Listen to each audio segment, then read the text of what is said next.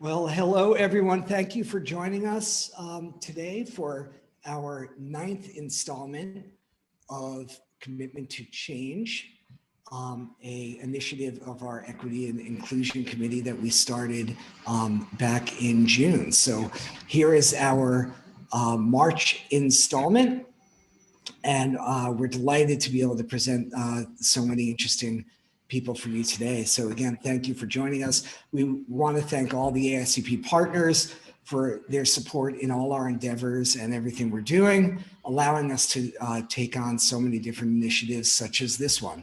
So thank you to the AICP partners. Thank you to the rest of our leadership, our board of directors, as well as many of the other members who are involved in many of the things that we do, like our Equity and Inclusion Committee, which is 40 some odd strong. And here, the leader of our Equity and Inclusion Committee, our chairperson, Tabitha Mason Elliott. Hi, Tabitha. I think you're muted, or you're just punking me with your lips moving. I'm always literally okay. The side effect of having kids. But hi, everyone. Happy St. Patrick's Day. Thanks for joining us today. I'm really excited to be talking about these organizations today. And I just wanted to first say thank you all for joining us. I know so many of you have reached out to me and to people on the committee about resources available to you to find crews and to find diverse producers and to find diverse editors and colorists. And we have been steadily providing resources through all these really amazing organizations, really out there on the ground, boots on the ground, really doing the work, really getting more people involved in our industry, creating representation where there is none. And we're happy to have your support. We do these every month on the third Wednesday of the month. We present a new organization. We've also posted these online for you. So far, we have covered nearly 20 organizations, probably more than 20 at this point. And there are some great programs here. If you are interested in any of these organizations shown on your screen, we record these. So you can rewatch them. You can find out what these organizations are all about. And then also we present resources. The committee itself is working to sort of continue this education of our membership and also our overall industry, which is why these sessions are open to the larger collective commercial industry. But we're also quite committed to moving diversity forward, moving inclusion forward. And so every month we invite you to share this link with your friends, share them across the board with your company members and those people sort of looking for support in these areas.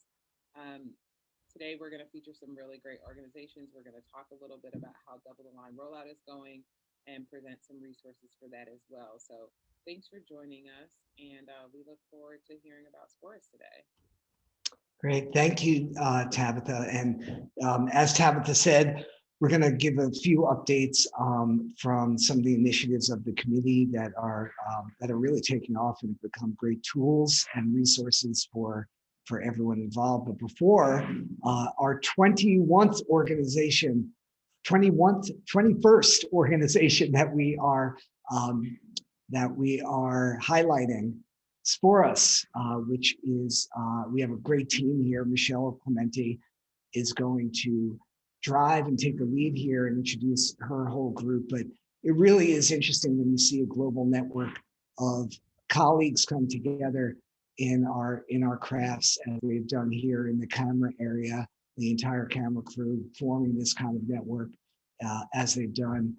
Really an incredible organization, and delighted to have them here with us. As Tabitha mentioned before, the previous 20 groups that have presented are all on the AICP website, as all these webinars are recorded and posted there in their entirety. So if you've missed any of the other 8 sessions we've done, please go back and look at them and join us every third Wednesday of each month.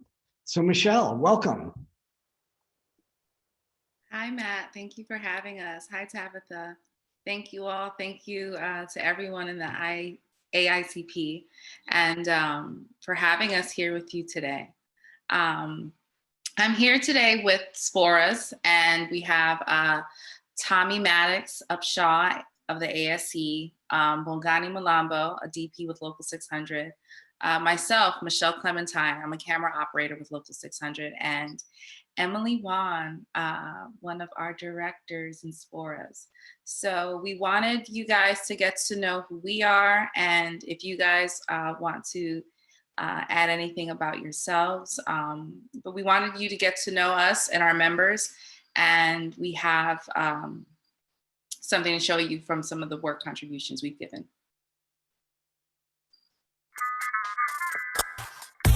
When I said stop,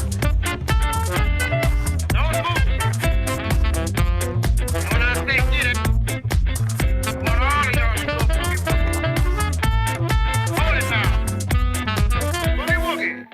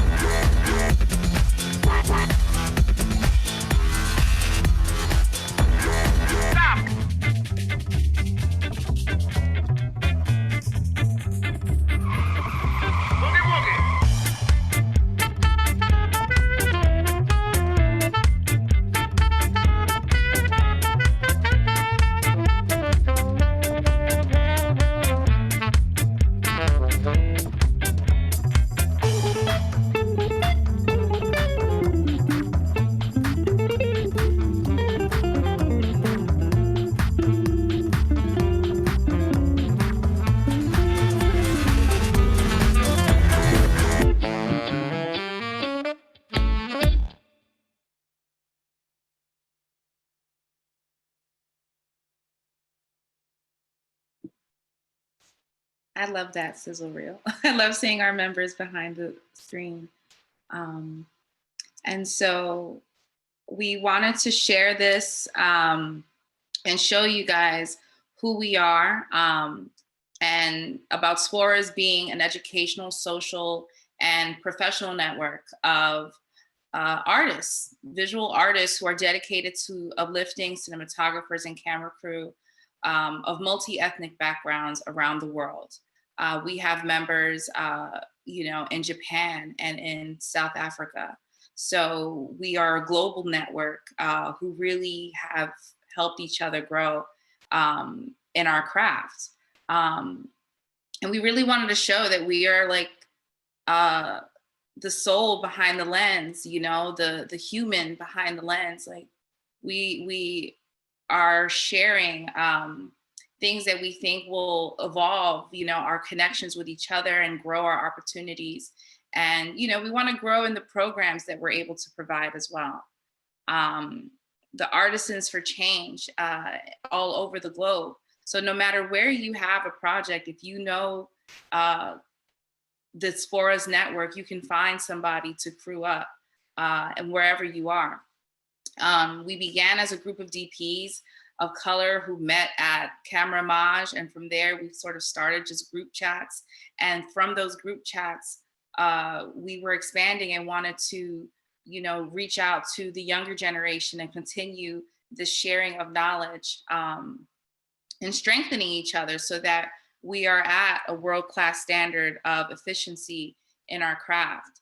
And so we want to impact change in our industry by offering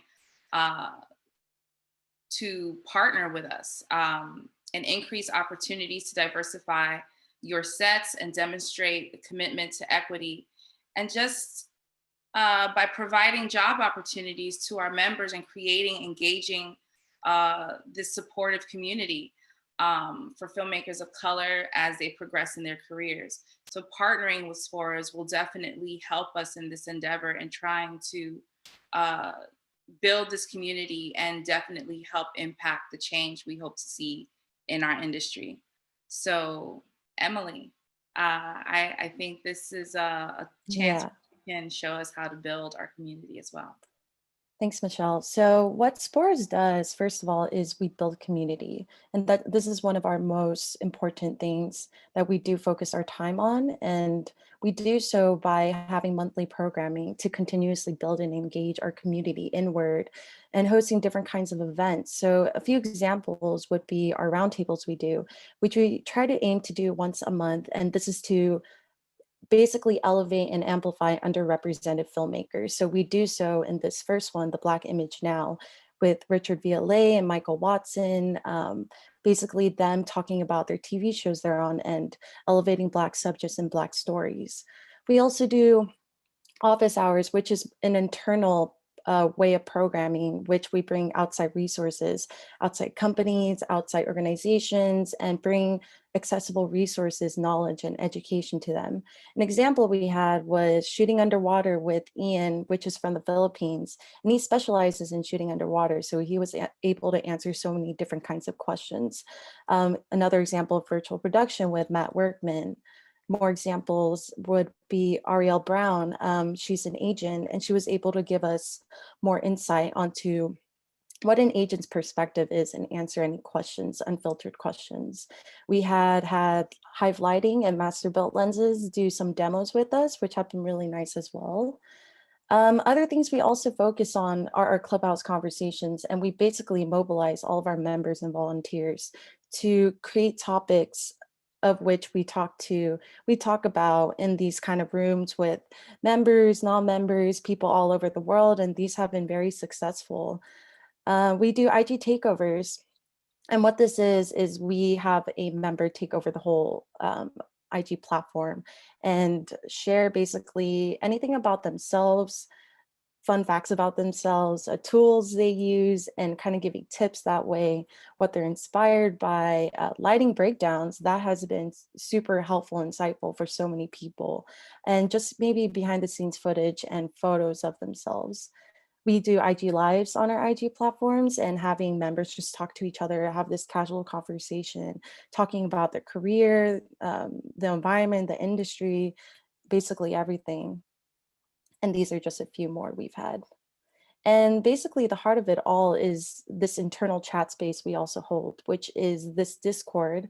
And we have a bunch of information on there, crew hire, basically just hiring each other, letting each other know there's a job that they need to hire somebody, having conversations, sharing photos of each other on set, building communities, specific communities, maybe like producers, directors, colorists, editors, etc. So yeah, those are a couple things we do in terms of building the community, but we also engage the industry. And how we do so is we facilitate and make it easy to find and hire crews from top level positions to trainees. So we make our members visible. And at every opportunity, we're advocating for showcasing and championing our members and their needs by spotlighting them and making them visible, as I've shown you on our social media platforms, so you can engage directly with them as well. And lastly, we're here for conversations like this.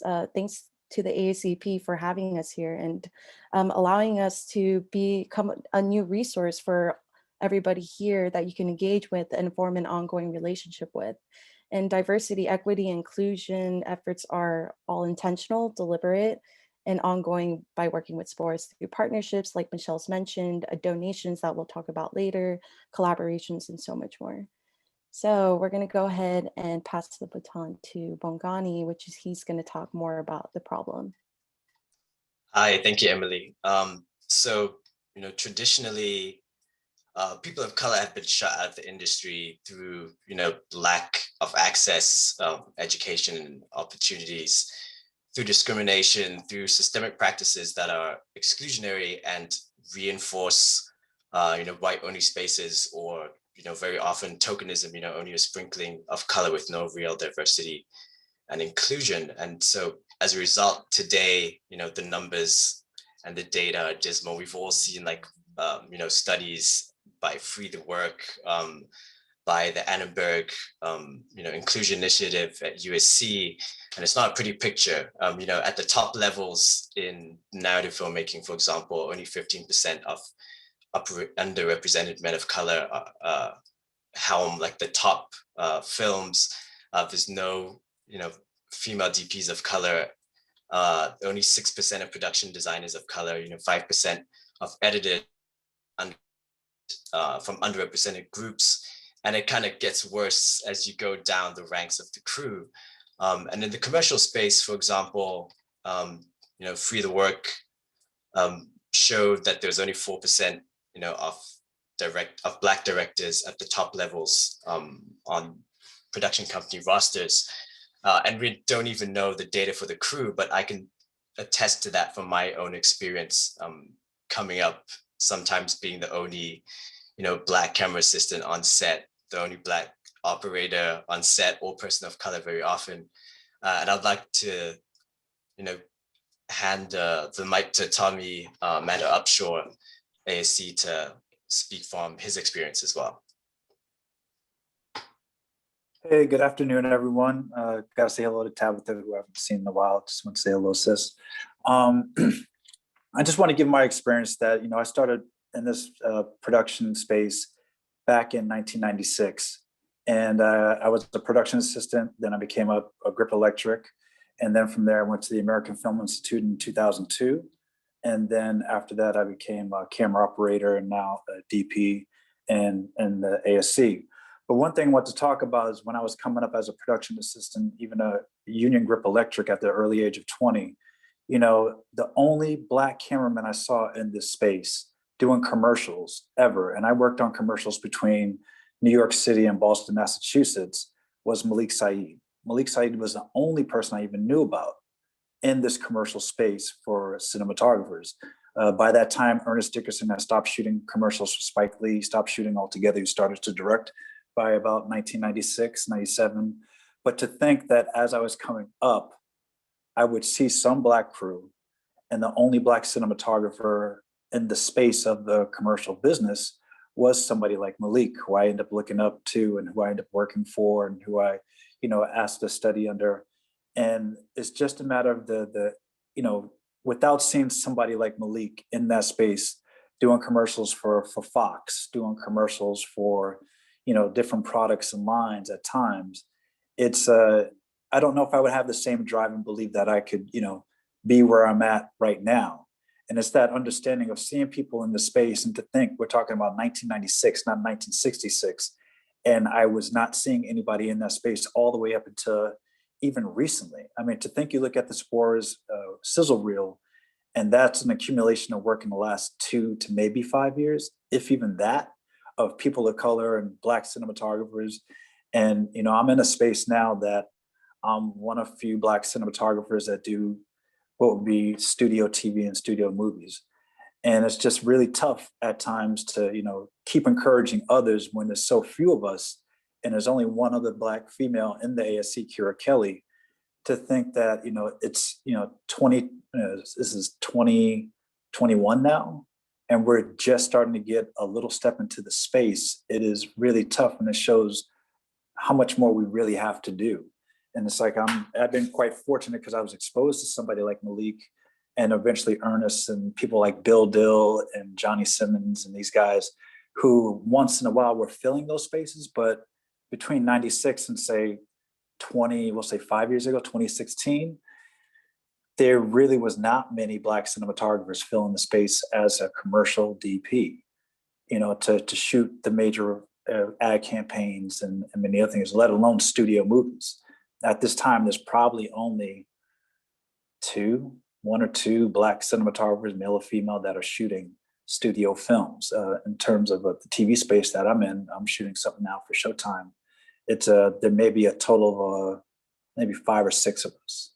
So, I just want to share my experience that coming up, what I saw starting in 96, and I was a whopping 20 years old, and not until recently had we may have seen a start of a change. But to think that it was a single person in the space, a Black person in the space from say 96 to 2015, if there's somebody else that you all know of that I don't know that was shooting commercials during that time, I would love to have known. But, I think I just want to share my experience as an ASC member, what it meant to me to see Malik in that space, what it meant to me to have access to Malik in that space, and to really, it was a glimmer of hope that seeing him being able to do major campaigns, car commercials, working with Spike Lee and other directors, and I was a PA and then became a grip for him, that, as disheartening as it may have been, it's definitely gave me a sense of hope, and it's definitely led to my career that I have now. But I think we all need to work at filling that space, and I'm definitely trying to do my part and not necessarily depend on others to do it, but also have my part in trying to make a change as well. So, appreciate you guys giving me the time, and I love the Sporas space because it lets me reach back and encourage other young cinematographers, much like Malik did for me, and where Ernest and Bill Dill and Johnny Simmons and Don Morgan have done for me. So, thank you very much. But I just wanted to share that, to think in 1996, I was exposed to only one person in the space is kind of up till the last 5 years is a bit disheartening and strange, So thank you. Thank you, Tommy. That's kind of why Sporas has been so important for me, because I've been working in the camera department for 16 years, and I remember seeing the first Black cameraman, the first Latino AC, in New York, and moving to LA 2 years ago. It's been very different, and sort of like it's very different from New York, and it's much more spread out. So it was hard to sort of know who to connect with, and that Sporas for me was an amazing resource and group to make me feel not so much like a unicorn, because that's what I was kind of used to being called, as a camera assistant, and then now as an operator. I'm probably one of 5 Black women in the country who holds this title, and I think I'm the only Afro-Latina who is a camera operator for the union. There may be one other, but it's like those types of numbers that we're dealing with out of a 9,000 membership, So to have a group like Sporas, for me, moving to a new region, stepping into this position, it was definitely a refuge and a safety net, and a community that I could turn to that helped me grow professionally, that helped my network in LA, but also know that if I travel to Europe, and places in South America, that there are Sporas members in those parts of the country who I consider friends. Mm-hmm. And it's things like that. It's this kind of resource. It's this kind of strength that I feel that as a member myself, and as someone who's used to, the sort of tough way of doing things in New York, this was a definite safe space for me. And I think that being a part of this has definitely helped in my growth, both professionally and personally. So Bongani, I will hand it over to you and discuss our commitments to change. Thank you. So at Sporas, we want to offer, partners the understanding that looking for diversity is not a 1-month thing, or, Black square on social or a single diversity hire, but it's an ongoing commitment to diversity, equity, and inclusion.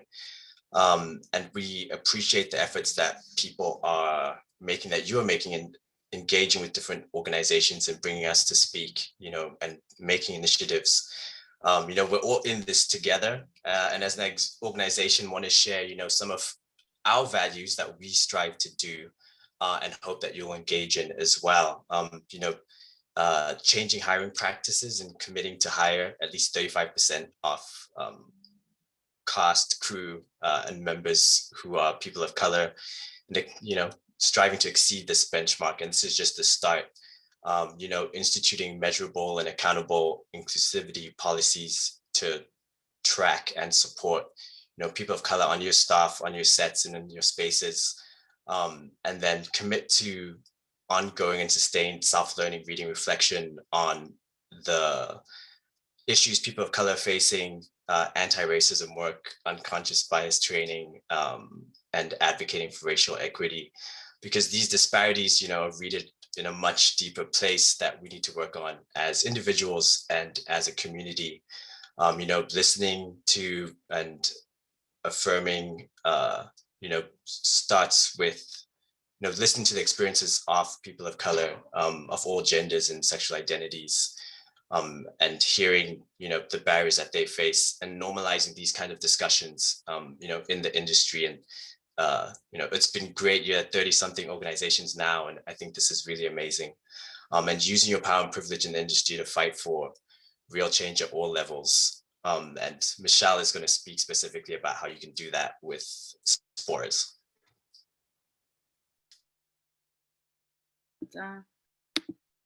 Okay, there we go. Okay, so our call to action, you can definitely go to sporas.com and become a partner. What a partner can do is it allows you to post jobs on our community job board and connect directly with our members by contacting them on their different profiles. You can email us for further collaboration, info@sporas.com. And that collaboration can come in different forms, such as providing resources directly to our members. If you have any kind of class or talk or panel like this that you think our members would enjoy, we can be a part of that. And then also through our Sporas office hours and showcase the different things that we're doing as well. Amplify and increase exposure to our organization. Visibility matters, representation matters. So every time you highlight diverse crew members, whether they're in Sporas or any other group, you are normalizing hiring practices that can have diverse crews as well.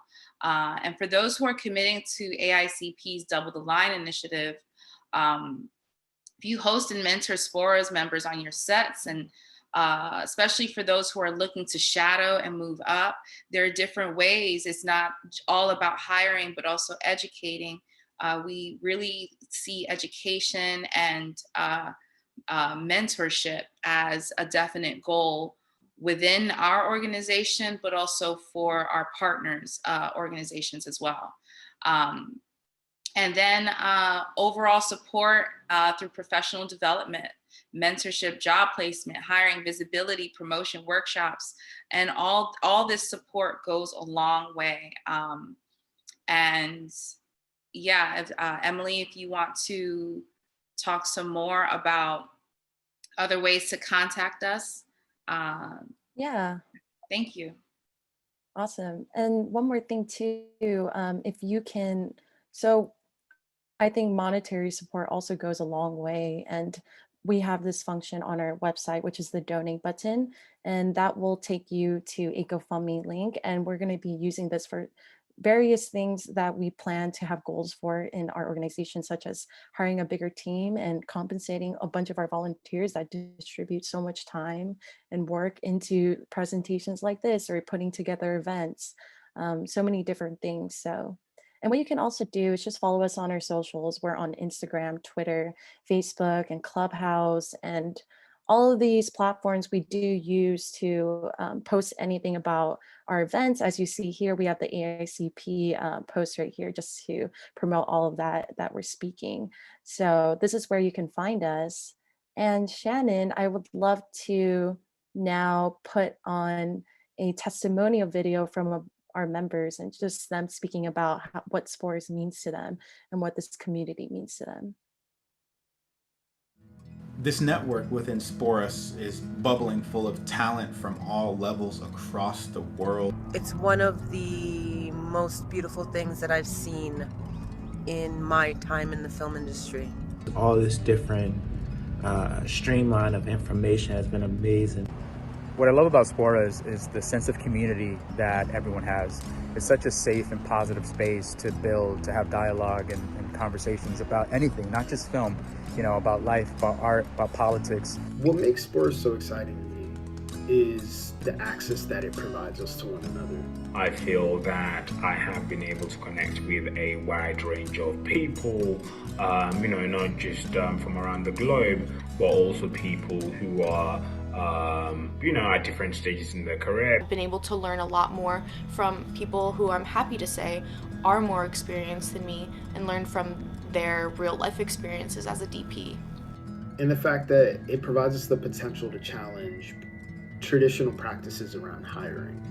It sounds like such a small thing, but representation really, really does matter.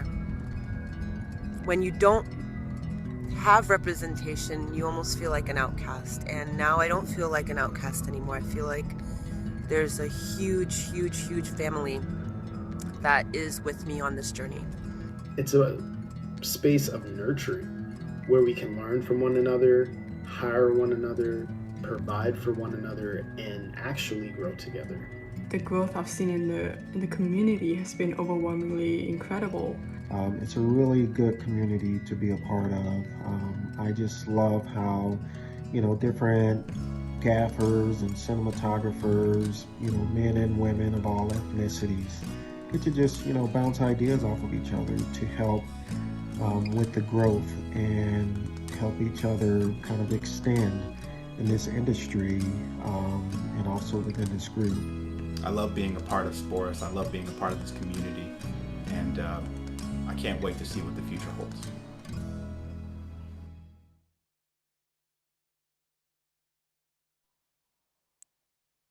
Thanks so much, Shannon. So that does wrap up our presentation, but thank you everyone for being here. Thank you to our panelists. Thank you AICP for holding this space for us to just talk more about our organization. Thank you. Well, thank you, Emily and Michelle and Tommy and Bonjani. It's a great presentation. What a great organization, and really adding to our resources in so many different ways for those who didn't know who you were and what you were all about. It's really, truly a great resource. It's what this platform and this series is meant to do. So thank you so much for being with us. We're going to come back and we'll have a Q&A session at the end with everyone involved in today's presentation. But now I want to hand it over to Tabitha and Allie Brown, who are obviously very active members of our Equity and Inclusion Committee and have spurred on the Double the Line initiative and are going to give you a little bit of an update in where we are and some of what we've been learning through experience there. So Tabitha and Allie. Hi again. I hope you guys can hear me this time. Yeah, Thank much you better. for all the notes. And hey, Allie. I'm no C, not really. So hi, everyone. We have been through the Double the Line program a couple of times with different groups of the membership. Also, this organization talking about our overall initiative, which if you're unfamiliar, the quickest version of this is that several advertisers as well as agencies have signed up for this program, Double the Line, and it essentially allows a bid that is awarded for a job to double one of the jobs in the bid, to basically bring in someone from a different part of the industry, let's say film and TV or music videos or sports, who already does that job in another area, to kind of learn a little bit about how production works and how the process works in commercials specifically. And so we can build up the commercial roster of diversity by utilizing other parts of our industry that are already more diverse. So I guess we're really just going to chat about both resources and how it's going. Allie has obviously been implementing this. This is Pretty Bird's actual brainchild, and something they've been doing before this was a program. So she's been hearing a lot about how it's going, as have I, but we're just going to chat a little bit about that and then talk a little bit about resources. Hey, everybody. Yeah, I think in general, the thing that we just wanted to kind of do a touch base and catch people up, it's going super well. If you look right now, AICP has a supporters page. And I think that, the idea is that grows out. You can kind of see 72 and Sunny getting top billing there. But we have Ford, Yum Foods, Facebook, Wyden, Deutsche LA, at this point, Venables, there's a ton, too many for me to name right now. But I think what's great is that we're starting to see it work across the ecosystem. So whether it's a client bringing it up to you, an agency bringing it up to you, or you bringing it up to a client, I think that our goal to make this really roll out as quickly as possible is just encouraging and reminding everyone to bring it up. I know that for us as a company, anytime a job comes in for us to bid, simultaneous to us sending back like, hey, here's our COVID agreement or our COVID kind of protocols, at the same time, we just simply say, we're supporters of Double the Line. We send a link to the website here and we say, we'd love for you to be a supporter as well. And, you know, I think for Tabitha and I both, like, our hope is that everybody does it. Our expectation is that if in that ecosystem of 3 people between client, agency, and production company, if one person is bringing it up to the other 2, even if somebody says, oh, I don't know about it, or not for us on this one, like, it is spreading out the notion of this. People are truly going back and they're looking at what the program is. They're then reaching out to us to talk about, like, okay, how can I do it? What are the nuances? I've been doing, you know, conversations with large teams, entire agencies, entire clients. And I will say, like, we just haven't had any pushback. It's one of those things that we keep trying to also emphasize the simplicity. It's a philosophy. You can take it, you can adapt it to how it works best for your agency, for your client, for your production company. Tabitha and I aren't looking over anyone's shoulders to make sure you're doing it right. Like, just do it. Just start to enact it in any way you can. And I think that really everyone just embracing that as a mindset is going to be the best way to kind of get this out and rolling. The other thing that's awesome is that under Tabitha's leadership, with the committee, I had nothing to do with this, but her committee and with the subcommittee, which one was it? Hiring, right? As The hiring practices. Yeah, the they talent, created the access committee, but yes, they created this and vetted these they organizations. created this talent resources page, which is now up, and not because Tabitha and I don't love talking to all of you guys all the time. We're happy to still have you call us for recommendations. But this is like an incredible resource that I also encourage you, as I think the bulk of people here are probably production companies. I see some agency friends. Spread this widely, tell everybody, because even I know amongst agencies that are trying to figure out internally what their protocols are going to be, the fact that there is a place that you can go and see the list of all these organizations, which Tabitha said it beautifully up front, like, they're the ones doing the work. This is an idea and a concept. We're not doing the work. They're doing the work. So please support these groups, reach out, ask them questions. I know I was talking to Dan from Manifest Works. Everybody is trying to figure out how best to support this, like what they need. If you have ideas, tell them, hey, it would be awesome if there was a way for me to, you know, reach out to your alumni. Don't add work onto the organizations already doing work. But I know that everybody is very motivated to get the support and to get people in these positions. So I would say the more that we don't all feel afraid to, like, ask questions, to talk about how this could all be improved.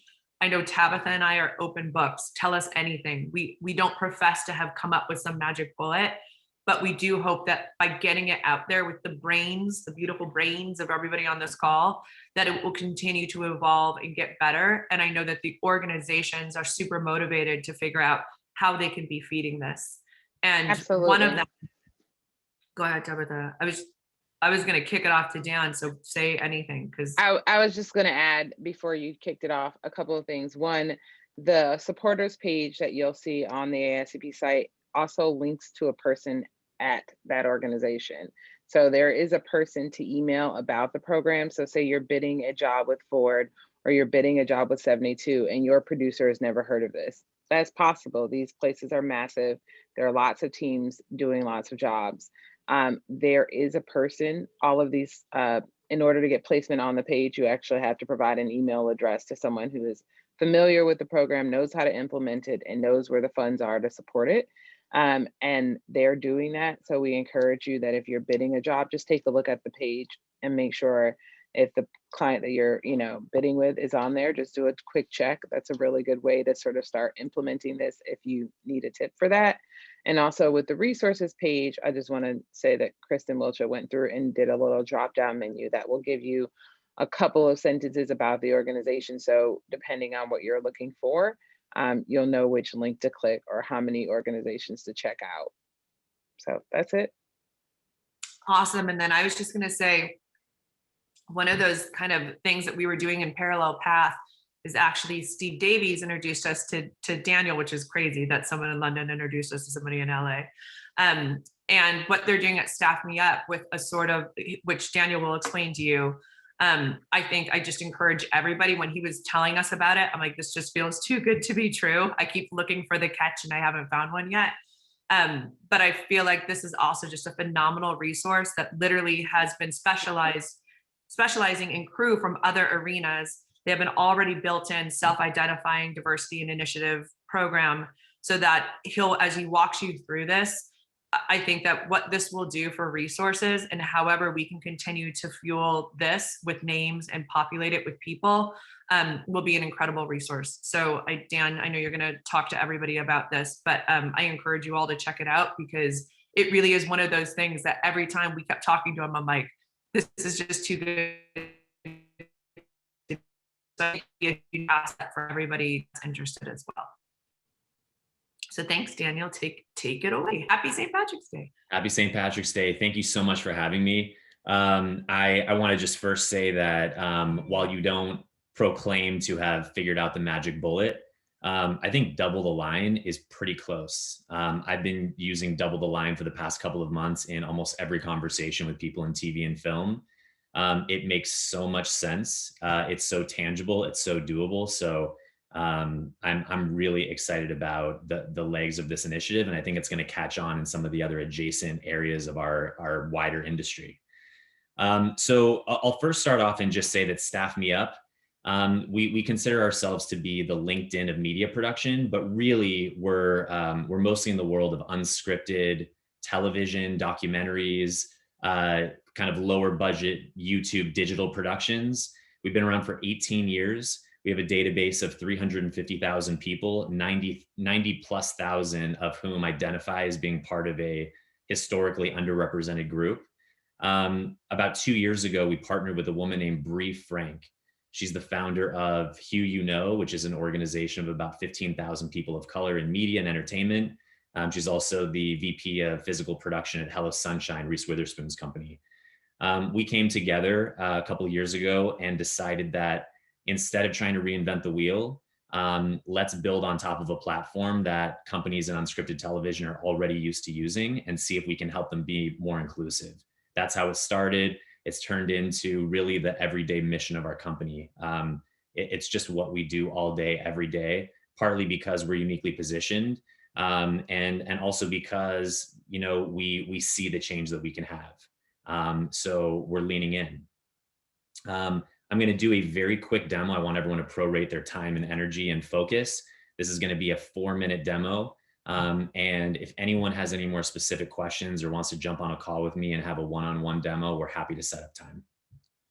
So let me go ahead and share my screen. So I start here because I think it's becoming pretty obvious to everyone that there are a lot of unbelievable organizations like Sporas and others that have unbelievable resources, bespoke consultancy services, ideas, the ability to partner with you. I strongly suggest taking time every week, every month to reach out to different organizations that are doing the work, not to add more work to their plate, but to get information about how you can support them and how they can support you. We decided before really moving forward with our commitment to inclusion that we didn't want to go it alone. So we have partnered with 35 organizations that we call diversity advocacy organizations. And we have not added any language, created any buttons, or added to this program without consulting with people that have had a life's worth of experiences that we have not had. So there are organizations here that support the LGBTQ+ community, the Black, Indigenous communities, women, the Latinx, Hispanic communities. And so I encourage you to check out our site. We're happy to connect you with these organizations. And just know that of the 5,000 plus members and affiliates of these organizations, many of them are on Staff Me Up. They've listed their affiliation, and I'll show you how that works in a second. So just to give you some context of how this works and thinking about Staff Me Up as a LinkedIn for our industry, everyone can set up a profile. You can add your resume, contact info, bio. You can link out to IMDb and LinkedIn. You can also add your credits here. And in addition to adding credits, you can also add subject matter tags. So if you're looking for someone with very specific experience, you can really drill down and find who you're looking for. We also have a section here called affiliation. So if you are a member of Who You Know, you can type that in, add it to your profile. I think we have Sporas on here. Okay, not yet, but you can still add that. And then D&I initiatives. So this is all very phase one, but you can optionally identify. And this can either be added publicly to your profile or hidden, but still allows employers to search by your identity. And I'll show you what that looks like in a minute. And down here, you can add media, recommendations, education, gear, skills. So, so this is the profile section. And I just wanted to quickly touch on that. As a job seeker, because this isn't really, we don't think about ourselves as a database. It's more of a jobs platform, like a LinkedIn, where you can post jobs, receive job applicants coming in. So when you're looking for a job, we've got thousands of jobs that are open and active at any given time. And it's really easy to check out details of the job and apply. So if you're on this conference or you're watching this right now and you want to test this out, we can help you post jobs on our platform and people will apply.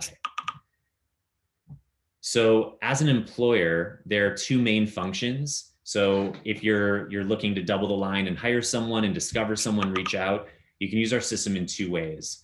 The first is search our database. Like I mentioned earlier, 360,000 people. You can search by position, lives near what city, whether or not they've worked for a certain network or a certain genre, speaks a certain language. So there's a lot of robust search functionality here, like a LinkedIn. And I'm going to just go in here and put in production assistant. So that obviously filters this down from 360,000 to 18,000 people with production assistant credits on our site. You can type in a city, etc. We also have this button called Diversity Inclusion Initiative. We're soon changing that to commitment to inclusion. And it's going to filter down to people that identify as being part of an underrepresented group. The idea that you are literally checking a box, the irony does not get lost on us. And I think we're kind of at this really interesting moment in time where stripping bias from the interview process, but also being intentional about who you're bringing onto your team, there just needs to be the right balance. And we want to make sure that the people out there that are saying, you know what, there are no Black editors or there are no Black DPs, there are not enough. And there's a systemic system that we live in that needs to be dismantled. But there are many, many people from different marginalized backgrounds that are available, that are experienced, talented, and you can connect with them on our site. So this is an example of how it works. John or Tandy, you can click message, send them a message. Hi, came across your profile and staffed me up. Would love to jump on a call with you to talk about future opportunities. This will send the person a text message and an email. You can also open up their profile and look at all of their credits and information. You can add them to a short list. So let's say you're putting a list of 10 different PAs to share with someone else on your team. You can create a list called PAs in Atlanta. Click on that and keep going down. If you want to add Parco, click on the plus sign, add him to PAs in Atlanta. And you can just start the pipelining effort so you can diversify and expand your network on this site so that when you need to hire someone tomorrow or for next week, you're not under the gun. You're not trying to figure out how to bring a diverse, like you've already lost at that point. So this is a way to start figuring out how to network and meet people outside of your standard network ahead of time. All right, so this is the power search. And then the second piece is posting jobs. So when you post a job, the job goes out to thousands of people who set work alerts. They'll get an email notification that says this company is looking for this job that starts in this location on this date, and then they can apply. And it's a quick apply. They apply with their Staff Me Up profile. They can set this little blurb where they can say totally interested and available, plenty of XP in both producing and shooting on location. And as an employer, someone who's looking to hire, you can go through all of the people that have applied and shortlist or pass. You can also open up the person's profile, look at their qualifications, experience. So we're kind of like a bespoke applicant tracking system. And then if you have 100 applicants and you're looking to hire a Black person, a woman, someone from the LGBTQ plus community, you can click on Diversity and Inclusion Initiative, and you can filter accordingly. And it just cuts through the noise. This is really intended to work as an efficient tool for the way that production hiring works. And then the final thing that I'll say is we're asking companies, to take our version of what a commitment to inclusion pledge looks like. And I think this is, I just have two more things to say, and this is probably the big one. Exclusion by familiarity is real. It's one of the biggest problems with systemic injustice. It's all about, traditionally, we've always hired people that we already know and trust, right? It's such a big risk to hire someone that you don't know or haven't worked with. And so how do we dismantle that exclusion by familiarity? And it starts with starting the hiring process earlier. So as soon as a budget gets approved, as soon as you're working with a client and the deal gets signed, that's when those opportunities, all of them, need to get shared with people outside of your network. And so at Staff Me Up, if you take our pledge, we're gonna share all of these job options out to our partner diversity advocacy organizations. A team member at Staff Me Up is going to individually invite people from underrepresented backgrounds that we believe have the right qualifications to apply to your job. And we're going to just be your staffing assistant. I guess what I'm showing right now is just a job posting grid. We can send you a Google Sheet. You can fill out all of the different positions you're looking for: PA, DP, camera operator, whatever, location details, approximate start date and duration of the shoot, and any specific job requirements, and we'll take care of the admin for you. We want to make this as seamless and effortless as possible because we know that staffing is just one small slice of everything that you do every day. And then just taking my Staff Me Up hat off for a second, spending 15 minutes a week reaching out to people that don't look like you, that don't identify the same way that you do, and connecting with them, introducing people to people in your network, that's bridging the network gap.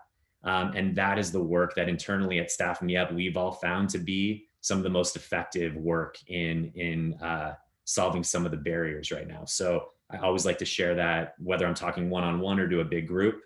And if you do anything today, go to Sporas, donate, and get in touch with them.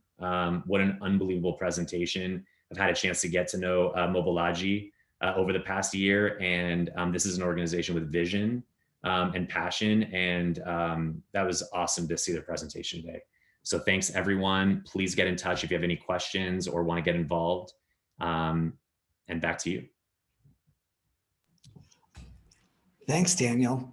So one quick question, and then we're going to bring everyone back. So if everyone from Sporas and Ali and Tabitha would put their cameras back on, their mics back on. But Daniel, how is Staff Me Up funded? Yeah, so Staff Me Up, we're a for-profit, profitable business that's been around for 18 years. So just like LinkedIn or IMDb Pro, we have a premium option for job seekers, right? So about 4% of our total users pay. So our revenue comes in that way. And it's things like unlimited applications, highlighting credits, attaching cover letters. And so it's just a premium experience that way. We currently, and this is probably something I should have mentioned, we're not currently charging media companies for anything. It's a free tool, it's a free service. We don't want to get in the way of opportunities getting out to our community of production crew. And also I'll just take one more opportunity to say that, listening to Tommy earlier, how he was one of 2 or 3 Black DPs coming up, just 20 years ago. A big reason for that is because people that are doing jobs below the line as a production assistant or just trying to break in, they don't have that pathway. And so investing in doubling the below the line, I think is so important because it's going to allow people to see that there is a path and they're not going to give up. I just think it's so important. And so when you're doubling the line, it doesn't just have to be above the line positions or at the top. Even a production assistant, that is the future DP. That is the future director that's going to end up doing some of this groundbreaking work that we just watched earlier. Yeah, that's, it really is a great point. And it's one of the things that we've been talking about with Double the Line. And I saw a question in the Q&A, and I think it is one of those interesting points that was raised, which is when we're dealing with positions that are historically unionized, especially within our side of the industry, how do the unions feel about some of these initiatives, whether it's Sporas, and I see a lot of the members of Sporas are also members of Local 600, and it would be interesting to hear how those are integrated, but also when you're dealing with crafts that are represented by unions and have very specific job duties, doubling those lines can start to get a little bit complicated when you're dealing with union contracts and you're dealing with specific functions and everything else. So I think that's a really important point, because as we're talking about going all the way down the food chain, it is very beneficial to the unions, because we're helping, when the industry, when management is jumping in and helping in a mentorship program, it's almost unheard of for a union to have that sort of partnership and support. But it is also complicated.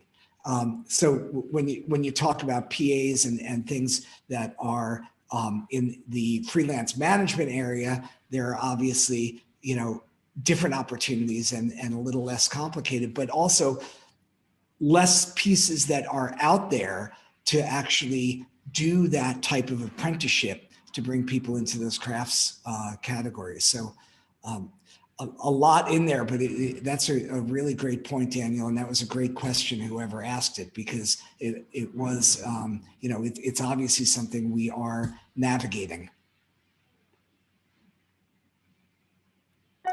I don't know if anyone's Michelle? I was just, appreciating what you said, but also, I did answer in the Q&A box to that question, but just to answer it live, I did want to say that there are several members within the group who are union, who are ASC, who have, at least for me, invited me to shadow them on a day when, Johnny Simmons, Uncle Johnny to me is like, he took me along with him to Technicolor to color his TV show. And then from there, stopping by his studio. And this was all pre-COVID. So I understand, like, now with this new world, it could be a little bit different. But when I first moved to LA and I first became a part of the Sporas network, he was the first person to reach out to me and to say, hey, great to have you here. Let's get together. And sometimes I think, especially with a craft like camera or being a gaffer or certain like positions like that, the technical positions especially, there is a little wiggle room that you have where you can have somebody come on and shadow you. And I think that it's part of what we do is to share this knowledge, because we know that there's not a lot of us. And a lot of times, a lot of the people in the generations before us were apprenticed in as well. So it's like, when you take the opportunities, I may not be able to take somebody on an actual job and hire them, but maybe I can have them come on during the prep and see what it's like to prep a camera package for a movie, and things like that, where I kind of make it my responsibility that when someone shows curiosity, to honor that curiosity and that person and what they're trying to achieve in their goals.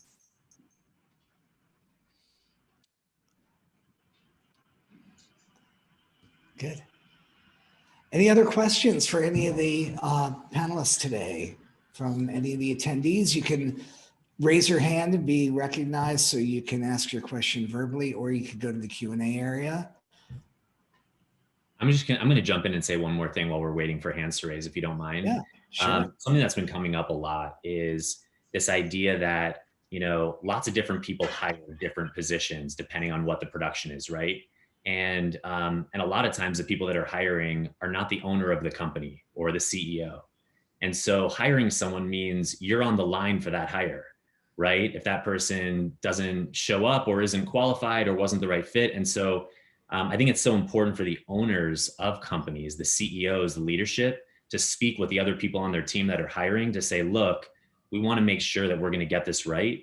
These hiring decisions we do together, right? And if we take a risk on someone or a chance on someone that we aren't able to get a reference check on, or we haven't worked with in the past, we'll deal with that together. And maybe that means bringing in a consultant or leaning in a little bit more, but I think that's so important. And that's the culture that I think companies need to provide to make sure that, diversifying your team's needs. So hope that makes sense. Yeah. Daniel, there's a question in the Q&As asking, to reiterate the service fee and the platform and to just sort of go over that again so they know what they're recommending to people. Yeah, 100%. So, as an employer, as a production company, there's no cost. As a job seeker, a freelance, a crew member, you can have a free profile or you can have a premium profile, similar to LinkedIn or IMDb. You have access, regardless of which profile you choose to have, the free or the paid version. You have access to all of the job opportunities. It really just depends on kind of what you want to do. So I'd be happy. What I'll do is I'll paste the link to the pricing page in the chat. And it kind of lays it all out there. Great. You mentioned something, Daniel, that I sort of wanted to circle back on, which is the idea of spending some time just calling people that you might potentially hire, or getting to know people. If people spent a certain amount of time doing that, I'd love to hear more about that, specifically because I feel like all the conversations I've had, and probably Allie has had, is around that sort of familiarity bias that we all have. We all know that this industry is built on relationships, and in order to work frequently, you need to develop them. And in order for people to want to keep working with you, they have to just know you. I would say specifically with producers and people who handle our money and our clients' money, those are obviously very important, but also how the product looks in the end and trusting people to do that. So as you sort of mentioned this briefly, I would love to hear you sort of talk a little bit more about that idea and flesh that out, because I think a lot of people really don't understand that concept, really don't understand the concept of building relationships or bridges before you need them, and sort of what that looks like, or what's your experience been with that? Yeah, I would love to share some thoughts on that. So first of all, let's just demystify it's all about who you know for a second. Obviously, there are certain positions and certain levels of positions that call for someone that really has specific experience that really well that can execute on something. But who you know is who you've had a chat with for 15 minutes. If someone said, "Hey, do you know Tabitha, from Bark Bark?" I would be like, "Look, I don't know her well, but I can totally reach out to her." Like, who you know is who you've had a chance to just have a meaningful connection with. And I think 15 minutes is enough for starters. And so, reaching out, and actually, let me just take a step back. The amount of cis white men ages 30 to 70 that I've met in the past 2 years that feel uncomfortable reaching out to people to diversify their networks, it's just unbelievable. Go on Staff Me Up, go on LinkedIn, start reaching out to people and say, "I would love to jump on a call with you and meet you. We may have future opportunities that fit your experience. Let's do it." It's so important. And then while you're having that call, all of a sudden you get to know someone. Maybe you talk about a project that you have coming up and you're looking for something specific. And then you ask this question, which I recommend everyone ask all the time: is there anyone you think I should speak with? Right? Every time I ask that question, someone's like, "Oh, you know who you should speak with? You should talk to," and that's how you do it. And then when you're on that 15-minute call, in addition to sharing a little bit about you and getting to know that person a little bit, it's also about saying, "Look, before we jump off a call, let's connect on LinkedIn. Take a look at my connections. Let me know if there's anyone in my network that you'd like to connect with. And just email me, send me a few options, and I'll see if I can connect you." And then try to connect whoever you're reaching out with people in your network. I mean, it's not that complicated. Just back on what you're saying really quickly, Daniel, just on my own, like, that's wonderful that you said that, because even for me, there's times when I'm working and I get, fielded job offers, and I'm already scheduled on something. Instead of just turning them down, I say, "I'm not available, but I know an amazing and I give them another woman, another person of color, another somebody who may not be working because everyone thinks they're a unicorn and doesn't exist. Totally. So it's supporting not just yourself, but the people around you and in your network. That definitely goes a long way. And yeah. And Michelle, to that, if I reached out to you and said, look, I'm looking for a union camera operator. I heard you're amazing. Are you available? And you said no, I would ask you, of course, is there anyone else you think I should speak with, right? But if you didn't get back to me, I would snooze my email to you for a month. And then in a month, that email would come back in my inbox and I would say, Michelle, I know you weren't available. I'd still love to meet you. Can we jump on a call for future stuff? Right, exactly. And, you know, and when I sent that email to you, yeah, that's right. And if I sent that email to you, that follow-up, I would just assume you're busy and you're not going to get back to me. And I would snooze it again for another month. Right. And I just said, I have like 250 snoozed emails where I'm just not going to give up on people that I reach out to because people are effing busy, right? Yeah. We have families or not, or we're busy. We have 2 projects, side hustles. So I'm going to just keep snoozing that email until you finally say, sure, let's jump on a call. And then I'm going to jump on a call with you and say, so what's your story? You know, how'd you get into this business? Right. And then I'm going to say, here's how I got into the business. And look, I don't have anything on at the moment, but we've got 2 things that we're prepping for 2 months from now. You know, is that something you'd be interested in? Is there anyone else you think I should speak with? All right, let's stay connected. And then after we have that connection, it's great that you're saying that. and then after we have that connection, finally, after 6 months of snoozing your email, I'm going to send you an email and I'm going to say, Michelle, if there's anyone in my network that I can connect you to, let me know. And then I'm going to snooze that email for like 2 or 3 months. So I'm not super annoying. And then in 2 or 3 months, I'm going to check in with you again because look, we can all find something in common with everyone. You know, if it's a Venn diagram, there's something there. And once you spark that connection with someone, you know, that's how it works. So Tabitha, I hope that answers your question a little bit. No, I think you actually went above and beyond. I literally was like, how do I get him to talk to every single one of our members? Because I do think there's a total apprehension about how to reach out, how to go about doing this, and there's a million people who want to do the right thing, who want to diversify their companies and their projects, but people are really stunted here. So this is all really great advice, really great tips to give people, and also just what they need to hear, you know, just in general, like this is what people need to hear about their approach and about how to sort of be a little bolder in the approach, and also, you know, start cultivating these relationships and how to cultivate these relationships. I think that's really important. So thanks. Okay, so we have someone's hand up. We have a hand up, Hollis Beninger. Brian, can you unmute Hollis?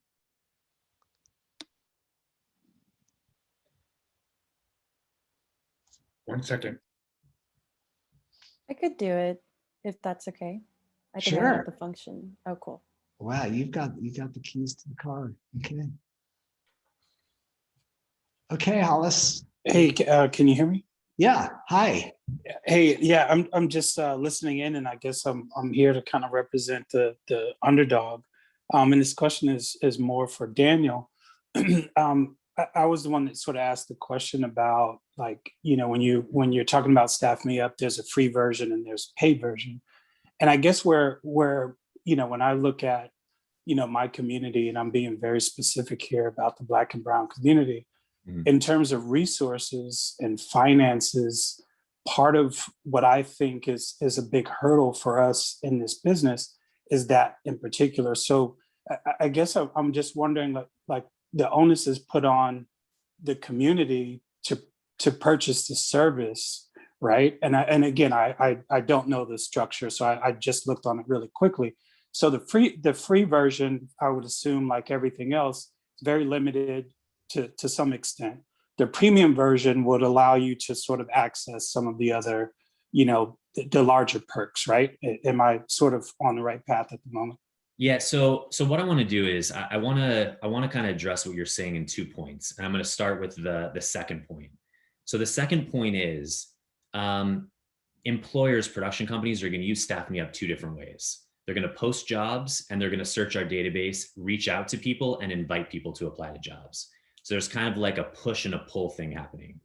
So anyone who is on Staff Me Up for free will be able to be invited to apply to jobs for free forever, can be messaged, added to a short list. that's all free. So the same way any kind of directory, shortlist, private, that's always going to be free.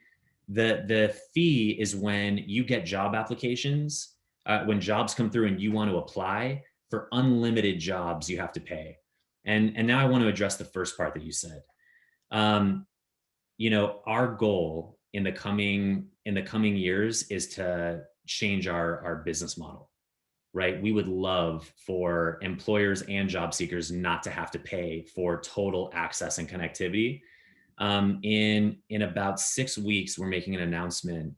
We formed a strategic alliance with 2 major studios, one of the largest social justice organizations in the country, and a major production company, where we're going to be providing a platform for TV and film, especially to discover people from underrepresented backgrounds.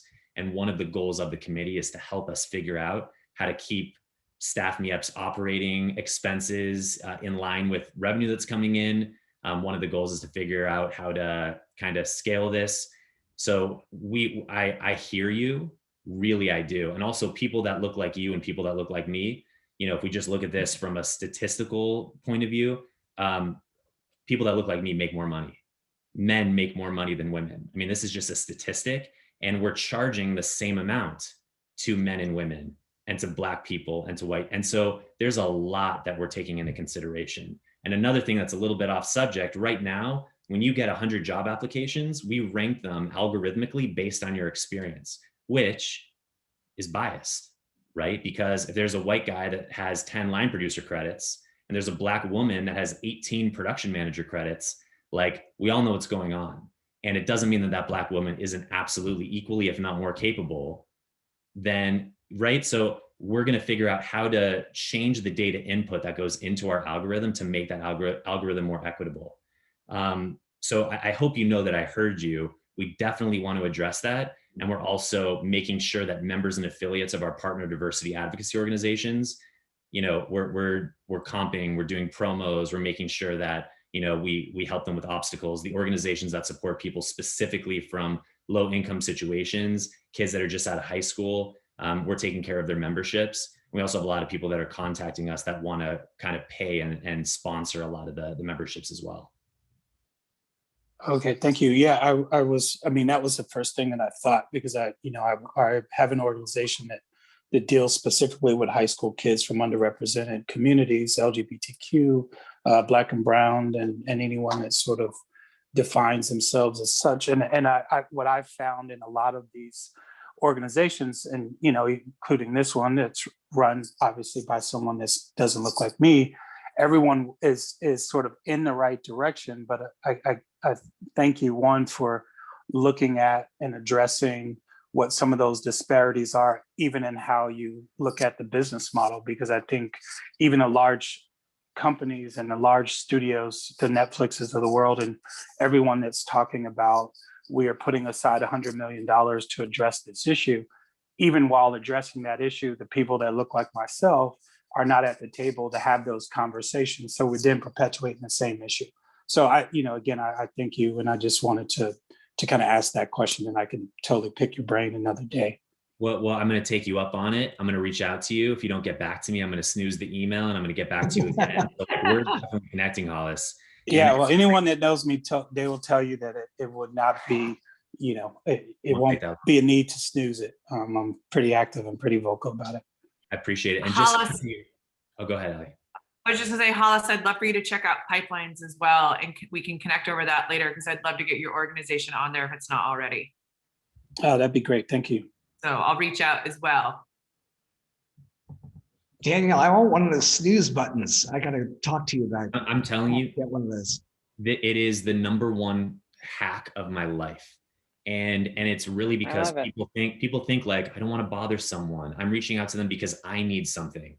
And so they make it about themselves. Like, they don't want to bother someone, and they're not a salesperson. They don't want to be networky. That has nothing to do with it, because you may provide more value to that person that you're reaching out to than they are providing you, right? They don't know you yet. And so I just, you know, you got to be tenacious and kind, and you're golden. All right. Before we go, because I know we're about at that time, I just kind of wanted to circle back with Sporas and find out from you guys how our community could best support your efforts going forward. I saw your commitment, but in terms of resources or in terms of the sort of things you feature, do you know, is it passing your names along or a Sporas along to people we see who are in these categories in the camera department for like more support systems? What's the best way our members can continue to support your efforts and help you sort of grow your initiatives to grow the membership even through the union? Yeah, that's a great question. So Michelle kind of spoke about the call to action and on that slide, but just to reiterate it, because we would like the continual support and just funding, I think. So one of the things is we are launching our website, and we do have the website up, which is a landing page for you all to just find 3 resources.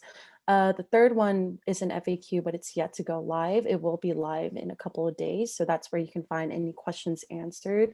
The first button allows you to enter your email for a waiting list. And with that waiting list, we'll get back to you on future partnerships we can do. And it'll let you know when we're going to launch our website as well. The second button is the donate button, and it leads you to a GoFundMe. And the GoFundMe extensively talks about what exactly we're going to be using this funding for. So just so everybody knows what exactly our goals are, and it's a lot of the website, funding, an art director to help us create design, expanding our team to onboard and other directors like executives, marketing directors, content writers. So a lot of it is mostly expanding the team. So thanks, Tabitha. That's a good question in terms of where they can go and find us. The website is something, sporas.com, that you guys should head to. Great. Thank you so much.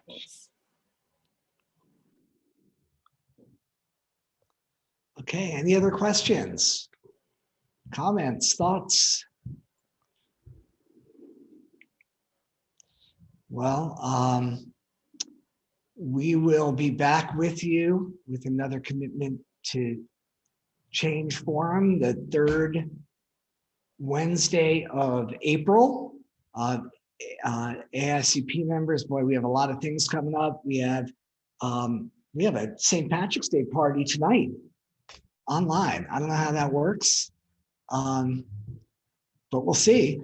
And we have, of course, our 95th virtual town hall tomorrow for members only, as we continue to navigate crazy waters. But I want to thank everyone who took part today. Tabitha and Allie, thank you for all the work with the committee, all our committee members.